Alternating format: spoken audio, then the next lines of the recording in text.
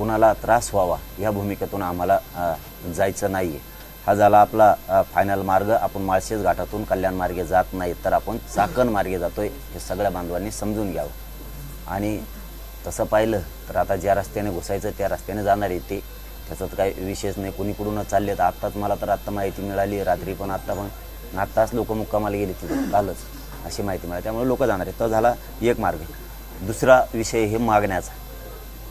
या मागण्यावरती कायम ठाम येत आम्ही आणि राहणार आहेत आणि इथून पाठीमागं सुद्धा आम्ही राहिलेलो आहेत। आमची प्रमुख मागणी आहे मराठा आणि कुणबी एक आहे, हा अध्यादेश हा जार आम्हाला मंजुरीसहित अंमलबजावणीसहित पाहिजे, त्याशिवाय आम्ही मुंबई सोडणार नाहीत, हे सरकारनं लक्षात घेणं गरजेचं आहे।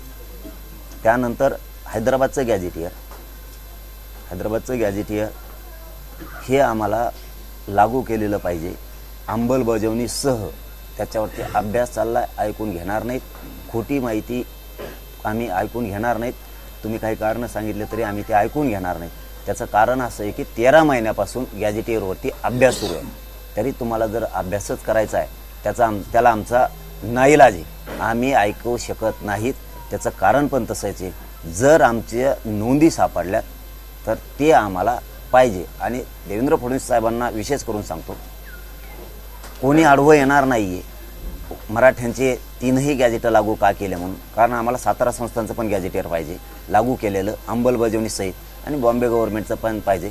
औंध संस्थांकडं तर हजारो वर्षाच्या नोंदी आहेत, त्याच्यासहित ह्या सगळ्यांची अंमलबजावणी आणि लागू केलेलं आम्हाला पाहिजे, त्याशिवाय आम्ही हटणार नाही। त्याचं कारण देवेंद्र फडणवीस साहेबांना सांगतो, विशेष करून कुठलाही ओबीसीचा विरोध करण्याचा संबंध नाही।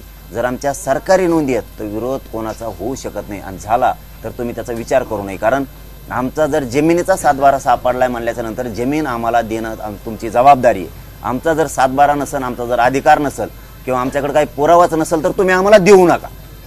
सरकारने आडमुठ्या भूमिकेत चालण्याऐवजी देवेंद्र फडणवीस साहेबांनी विषय मराठ्यांचा आधी समजून घ्यावा। काय तुम्ही नाही म्हणलात आम्ही देत, ते आम्ही ऐकून घेत नसतो, कारण आम्हाला पक्का माहीत झालंय आमची जमीन आहे ती आम्ही मिळवणार आहेत, आमचं घर आहे आमच्या नावावर मिळवणार आहे। तुम्ही आम्हाला भाड्याचं घर देऊ नका, आमचं हक्काचं घर आहे ते द्या। भाड्याचं घरावाला आम्हाला कधी उचकून देईन, म्हणजे 10% आरक्षण कधीही जाऊ शकतं, आमचं हक्काचं सोडून तुम्ही ते का देता? आमची जमीन सातबाऱ्या नावाची असून ती जमीन तुम्ही आम्हाला देण्याऐवजी तुम्ही आम्हाला बटाईनी कशामुळे देता? ती बटाईदार 1-2 वर्ष ठेवून हाकलून देईन आम्हाला,